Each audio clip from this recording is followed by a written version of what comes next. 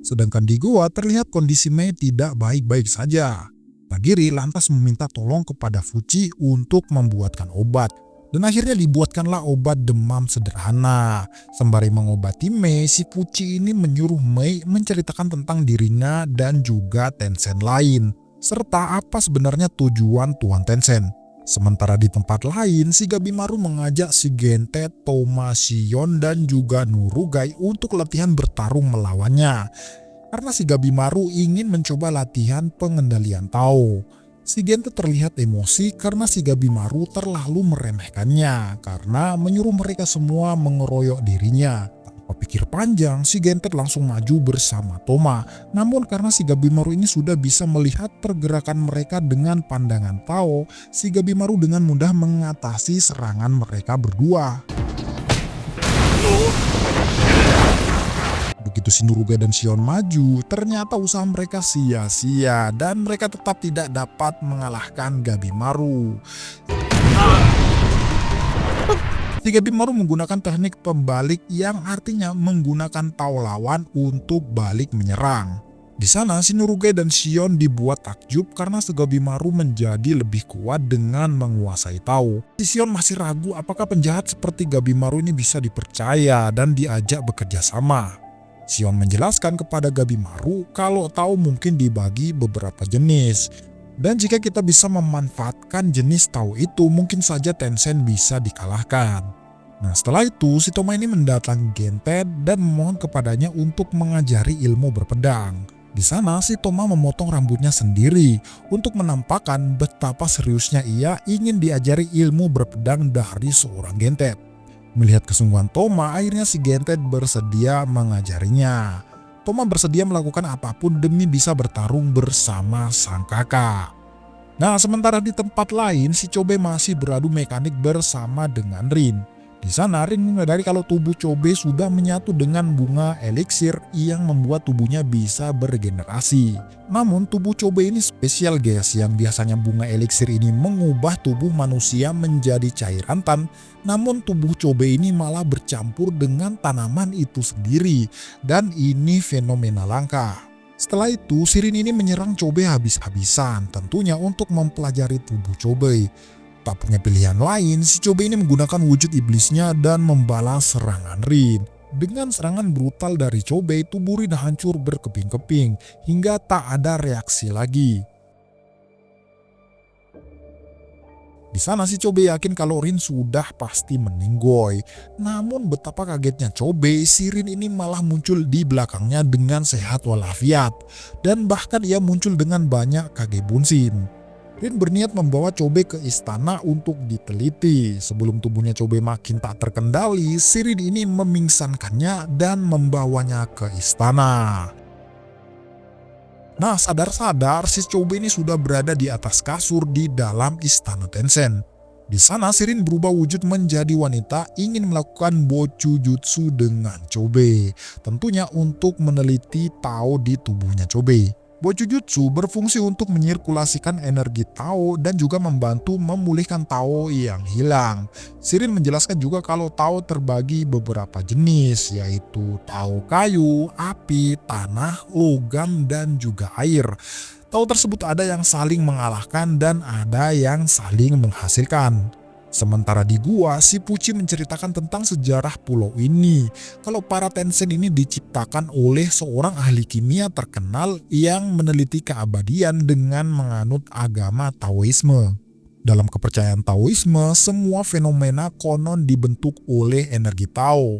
Ia datang ke pulau ini meneliti dengan menggunakan Tao makhluk hidup dengan Tao tumbuhan. Makanya di pulau ini tuh banyak makhluk-makhluk gak jelas gitu guys. Dan makhluk-makhluk itu ternyata adalah eksperimennya yang telah gagal. Sampai akhirnya ia berhasil menciptakan 7 Tensen atas banyaknya percobaan yang telah ia lakukan. Pucci menjelaskan kalau manusia tak mungkin mengalahkannya kecuali dengan menggunakan kekuatan Tao. Dan saat ini cairan keabadian atau Tan masih dalam tahap pengembangan. Tensen menggunakan cairan Tan untuk memperpanjang hidup mereka karena cairan Tan itu sendiri memeras umur kehidupan orang lain. Namun cairan Tan masih belum bisa digunakan oleh selain Tensen. Mei mengungkapkan kalau ia tidak tahu apa tujuan Sufu sebenarnya. Nah, si Sufu ini guys adalah ahli kimia yang menciptakan para Tenshin dan mencari keabadian. Pucci menceritakan kalau Sufu ini hidup pada zaman Qing dan mengabdi pada kaisar pertama. Dengan upaya mencari keabadian, ia membawa 3.000 pemuda dan juga 100 pengrajin berlayar ke lautan timur. Dan sampai sekarang seorang tidak tahu di mana ia berada. Ya, intinya ia pergi ke suatu pulau dan meneliti tentang keabadian. Di tempat lain, Rin juga menjelaskan kepada Chobei kalau tempat ini adalah laboratorium dan lahan percobaan untuk menciptakan kehidupan abadi. Dan terungkap kalau para Tenshin lahir dari Tao Sufu yang dipadukan dengan Tao bunga. Barang siapa yang bisa memanipulasi Tao, maka ia bisa memanipulasi hukum dunia. Dan terungkap kalau tujuan Sufu dan para Tenshin adalah merubah dunia di daratan Jepang menjadi cairan tan. Namun pembuatan cairan tan saat ini masih belum sempurna. Dan Chobei bisa saja menjadi penelitian yang tepat untuk menciptakan cairan tan yang sempurna. Makanya si Tenshin mengajak Chobei untuk bekerja sama dengan para Tenshin. Bukan menjadi tan, akan tetapi menjadi teman yang mengejar keabadian melalui Tao tanpa batas. Melihat dirinya tidak bisa melawan ataupun melarikan diri, Chobei pun akhirnya menerima tawaran Rin untuk bekerja sama. Dan akhirnya perkintutan atau Bokujutsu pun dimulai. Sementara di dalam gua terlihat Mei mulai bertambah lemas dan ternyata tangannya sudah menjadi kayu akibat kehabisan Tao.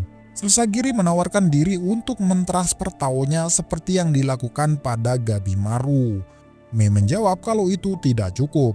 Ia menjelaskan kalau dirinya tidak seperti Tenshin lain yang bisa pulih dengan sendirinya. Karena dentian atau inti biji dari Mei sudah dihancurkan oleh Rin. Sebenarnya si Rin dan Mei ini adalah murid pertama yang diciptakan Sufu. Namun seiring berjalannya waktu, si Rin ini berubah menjadi jahat karena penelitiannya guys. Nah, melihat si Rin ini berubah, Mei ini melarikan diri dari Horai hingga bertemu dengan Hoko. Nah, melihat Mei sebentar lagi kehabisan Tao, si Hoko ini berniat memberikan Tao terakhirnya kepada Mei. Dan terungkap si Hoko ini hidup ratusan tahun lalu dan ia mempunyai istri dan anak perempuan. Dan mereka berdua berubah menjadi pohon dan disusul oleh para penduduk desa. Sampai akhirnya ia hidup sendirian. Dan setelah beberapa lama ia pun juga berubah menjadi pohon. Namun anehnya ia masih bisa bergerak dan bertemu dengan Mei yang wajahnya itu mirip dengan anak perempuannya. Setelah itu ia pun merawat Mei seperti merawat anaknya sendiri. Di sana Mei juga bersedih dan bersedia menerima Tao Hoko dan juga bersedia menerima kepergiannya. Nah, singkat cerita Tao Hoko sudah berhasil bercampur dengan Mei hingga membuat Mei berwujud seperti anak kecil lagi. Nah, di daratan Jepang, sang shogun memberitahukan kepada bawahannya kalau trip ke Pulau Shinsengkyo kali ini ada penambahan personal, yaitu 4 ninja elit dari Iwagakure bersama 50 lebih ninja biasa. Saat di kapal, Aoki selaku bawahan shogun terlihat curiga dengan kepala desa Iwagakure karena mengikut sertakan banyak ninja dari desanya dan pasti ada motif tersembunyi di baliknya. Di sana, Aoki bertanya kepada Shugen apakah ia bisa mengendalikan ninja dari Iwagakure dan bahkan samurai Asaemon yang tak berpangkat bernama Kiyomaru dan juga Isuzu. Shugen percaya kalau kemampuan mereka bisa diandalkan. Di sana, si Kiyomaru dengan terang-terangan tidak sopan kepada Aoki karena si Aoki ini meremehkannya mentang-mentang ia tidak punya peringkat. Lantas, si Isuzu ini menenangkan Aoki kalau sikapnya itu tidak sopan kepada kesogunan. Ia bahkan menghunuskan pedang kepada salah satu elit ninja Iwagakure karena ingin menunjukkan kemampuannya. Terlihat kalau ninja tersebut tidak bergerak sama sekali hingga membuat topengnya terpotong. Di sana, si Isuzu tambah marah kepada Kiyomaru karena sikap arogannya dan memohon maaf kepada para ninja Iwagakure. Namun, salah seorang ninja elit tak mempermasalahkan hal tersebut. Karena sejatinya nyawa seorang shinobi adalah milik tuannya. Dan kali ini samurai Asaemon adalah tuannya. Dan ninja Iwagakure menjamin kesetiaannya. Namun karena si kampret Kiyomaru ini tidak percaya, ia menyuruh untuk membuktikannya. Tanpa pikir panjang, si ninja itu langsung menari sambil menggorok lehernya sendiri. ここはどこの細道じゃ天神 Para samurai yang melihatnya merasa heran atas kesetiaan seorang shinobi sampai segitunya. Lantas seorang elit ninja bernama Shija memohon agar para samurai mempercayai kesetiaan para ninja. Melihat hal itu, Aoki langsung menenangkan keadaan dan terungkap kalau sebenarnya misi ninja dari Iwagakure adalah membunuh Gabimaru atas perintah kepala desa. つくまい必ずやカビマルを殺せ Di sana, Shisugen berniat jikalau ia bertemu para kriminal yang masih hidup di pulau tersebut, maka ia akan mengeksekusinya di tempat. Nah, singkat cerita, sampailah mereka semua di pulau Shinsenkyo. Baru saja sampai sudah disambut oleh Shoshin. Sedangkan di gua, Shision menyadari kalau Sugen dan kawan-kawan sudah sampai di pulau ini. Shision mengetahui kalau Sugen juga tahu tentang energi Tao karena sering berlatih bersama. Namun, Shisugen menamai Tao dengan sebutan gelombang. Oke, kita kembali ke pantai, guys. Nah, Shisugen ternyata tidak mau menggunakan pedangnya untuk menebas selain kriminal. Makanya ia bertarung dengan Shoshin dengan tangan kosong hingga membuat para bawahannya takjub. Nah, di gua, para samurai menceritakan asal-usul Sugen kalau ia merupakan pria yang kaku dan tidak punya ampun terhadap para kriminal. Shisagiri menceritakan kalau Sugen pernah menginterogasi bos Yakuza yang terkenal kejam bernama Ginhebi. Namun karena si Ginhebi ini menutup mulut dan tidak mau memberitahukan lokasi bawahannya, Sugen ini memenggal para bawahannya yang baru saja ditangkap. Tentunya untuk memaksa ia bicara. Rumor yang beredar, ia juga mengeksekusi 20 orang anggota keluarganya. Senang dengan ketegasan Sugen, sang shogun memberikan pakaian istimewa dan pedang terkenal bernama Fuributsu Kanaeki. Di sana Sagiri menjelaskan kalau Sugen merupakan orang yang baik terhadap teman-temannya dan juga dengan muridnya.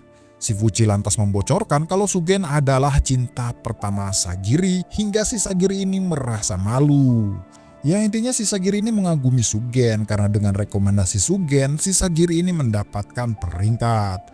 Sagiri yakin kalau Sugen pasti akan memaklumi keadaan kerja sama dengan kriminal seperti Gabimaru dan kawan-kawan. Namun Shision menjawab kalau Sugen tidak akan pernah mau bekerja sama dengan kriminal. Ia meluruskan apa yang diceritakan Sagiri tadi, yaitu tentang 20 orang keluarga yang dieksekusi Sugen. Dan kebenarannya adalah seluruh keluarga bahkan kliennya dieksekusi semua, guys. Kerabat-kerabatnya, para lansia, bahkan anak kecil sekalipun yang tak tahu apapun itu dieksekusi juga, guys. Dan total 100 orang lebih yang dibantai oleh si Sugen ini. Shion menyukai Sugen sebagai seorang samurai karena mereka berteman baik. Namun jeleknya, si Sugen ini tidak akan pernah memaafkan penjahat manapun dan apapun keadaannya. Ia bahkan tak akan mengampuni samurai Asaemon yang bekerja sama dengan penjahat seperti Shion, Sagiri, dan yang lain. Ya, intinya mereka semua. Nah, setelah si Sugen melihat mayat atasannya yaitu Aizen, si Sugen sedih bukan main. Karena dulunya si Sugen ini diterima menjadi samurai Asaemon berkat Aizen. Karena orang tua Sugen dibantai kriminal saat Sugen masih muda. Bahkan si Sugen ini tuh suka menggunakan pedang tumpul, guys, agar lebih menyakiti orang yang ditebasnya. Singkat cerita, si Sugen melakukan ritual penghormatan kepergian Aizen. Di tengah-tengah ritual, Doshi dan para Shoshin muncul. Si Kiyomaru dan Isuzu pun melindungi Sugen yang lagi melakukan ritual.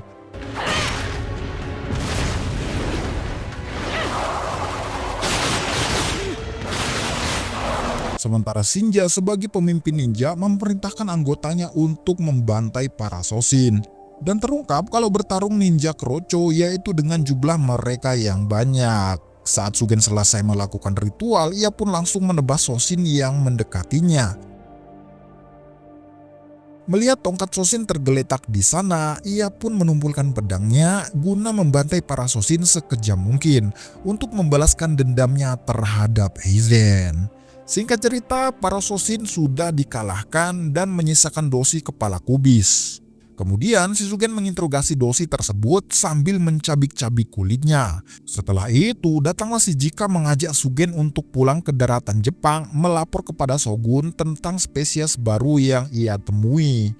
Namun Shisugen merasa kesal dan marah kepada seniornya tersebut. Setelah itu Isuzu menenangkannya. Sugen meminta maaf kepada Jika atas kelancangan kepada seniornya. Di sana Shisugen tidak akan pulang sebelum menuntaskan misinya mencari ramuan keabadian dan menghabisi para monster yang ada di pulau ini. Setelah itu, Shion menyarankan kepada kelompoknya untuk berpencar menjadi 2 kelompok. Satu mencari ramuan dan satu lagi mencari jalan pelarian. Namun menurut penjelasan Mei, jalur pelarian harus melewati Hore atau markas para Tensen. Shion menjelaskan kalau Tao memiliki atribut masing-masing dan setiap atribut bisa mengalahkan atau bisa cocok dengan yang lain. Yuzuriha menjelaskan kalau mungkin lebih baiknya bergerak sendiri-sendiri. Di sana Shion membenarkan Yuzuriha dan setuju dengannya karena memang kelompok ini tuh disatukan dengan keadaan. Tidak ada tuntutan khusus untuk saling melindungi dan saling percaya. Shion mempersilahkan yang mau bergerak sama-sama memasuki gua dan yang mau bergerak sendiri silahkan tinggal di luar.